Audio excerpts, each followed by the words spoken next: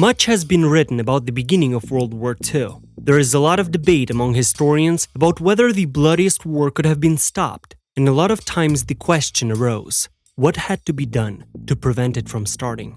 But there were also those who contributed to its beginning, who prepared and carried out the provocations that served as a trigger for the outbreak of warfare. On September 1st, 1939, the Nazi German battleship Schleswig-Holstein attacked the Polish fortifications at Westerplatte. Hitler attributed the start of the war to a provocation committed by Polish soldiers, namely the seizure of the radio station in Gliwice. This formally discredited Poland as an aggressor and caused a response from Germany. So the trigger was pulled, a chain reaction began, and 3 days later Britain and France declared war on Germany. Now, on Nick's War History, we will tell you who is behind this provocation, who is Alfred Naujocks. Naujocks was born in Kiel, Germany, and studied engineering. Then he dropped out and began working as a welder. And then, in 1931, he met Reinhard Heydrich, who 10 years later would be called the invisible stem around which the Nazi regime revolves. And exactly from that moment on, Alfred's life changes dramatically. At the advice of Heydrich, he joins the SS and begins to carry out their tasks. By the way, Naujocks himself was deeply affected by the core ideas of Nazism. His adventure-seeking nature was searching for some fun. More than once he was involved in street fights with supporters of other ideologies. It was at this time that he received his first wounds, both stab wounds and gunshot wounds. Reinhard immediately noticed such a fierce fighter and soon afterwards made him his trusted confidant.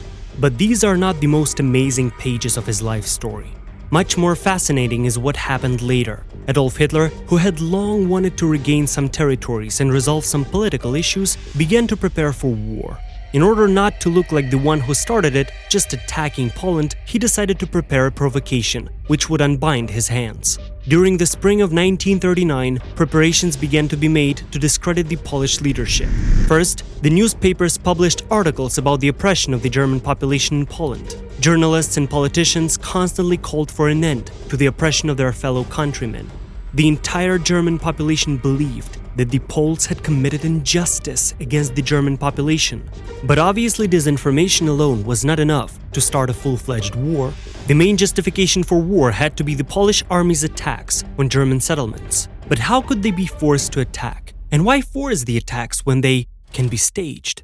The Operation Himmler included 3 attacks: on the radio station in Gliwice, on the forestry in Bissen, and on the customs station in Cochlingen. Naujocks and a small squad settled in a hotel not far from the radio station. On August 25th, a telegram came with the code words, "Grandmother is sick." They meant the command to begin the operation. The preparations were just top-notch. Alfred and his comrades changed into Polish uniforms, took Polish money and some other items, indicating national identity. The command, which was supposed to move the operation into the active phase, the squad in fact never received. Instead, Alfred received a call from Müller. The letter reported that Hitler had cancelled the attack on Poland at the last moment. The same call was received by all the groups, but not all had time to react to this, and one group still carried out the operation and shelled German territories from Polish soil. But on August 31st, the message "Grandmother passed away" still arrived. The entire squad rode out one by one to the point. Naujocks and his men stormed the radio station. Also, to make it look more authentic, one of the squad members read out a text in Polish language that called for unity against the so much hated German people. Naujocks himself shot several times at the ceiling for additional pressure. They left a corpse near the radio station, which would have been material confirmation of the aggression of the Polish people. After that, they quickly got away from there. At the same time, Germany began pulling troops to the Polish border. The next day, all the newspapers trumpeted what had happened. At 10 a.m., Adolf Hitler gave a speech in the Reichstag, urging the German people not to let this bold attack by Poland slip through their fingers. That same year, Alfred was appointed head of a new department that was dedicated to producing false documents. Later, Naujocks is approached by his subordinate and proposes to set up a brothel to extract information for them. A suitable house was found on Kurfürstendamm Street, where repairs were made and over 40 microphones were installed, as the officers were constantly on duty there. They put hidden cameras in the bedrooms and dressing rooms. The house quickly became popular.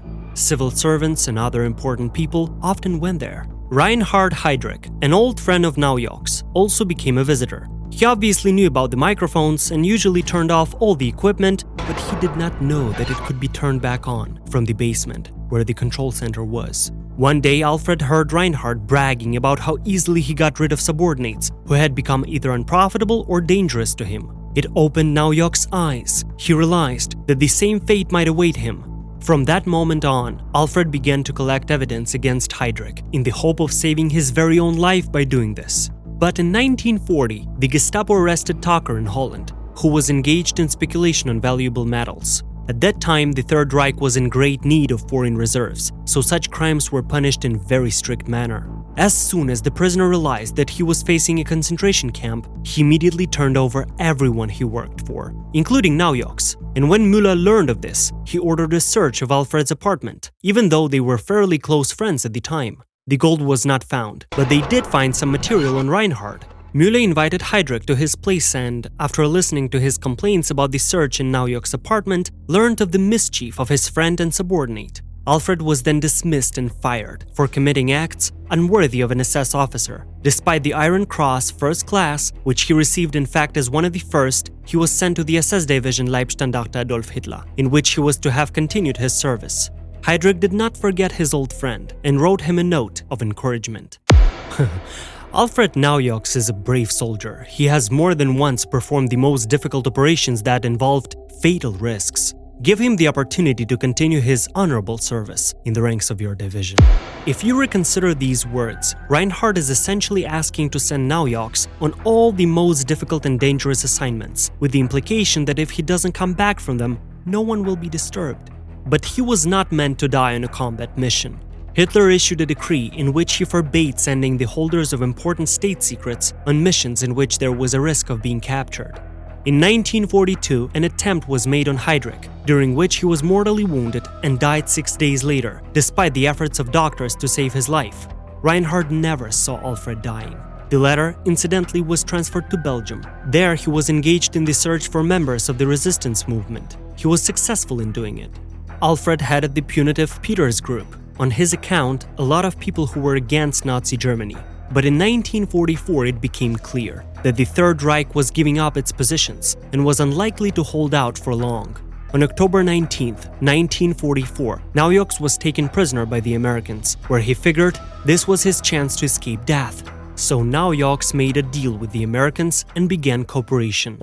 At the Nuremberg trial, Naujocks acted as a fierce opponent of the Nazi regime. He told everything he knew and, in particular, about his participation in the Gleiwitz provocation and all those who were in charge and were aware of this operation.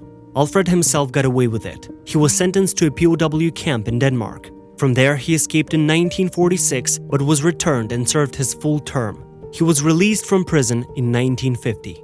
Afterwards, he engaged in a small trade. Rumor has it that this was just a facade, but in truth he helped war criminals escape to Latin America. He also wrote a memoir, The Man Who Started the War. Naujocks died in 1966, and this is how the life of the man whose actions killed so many people ended.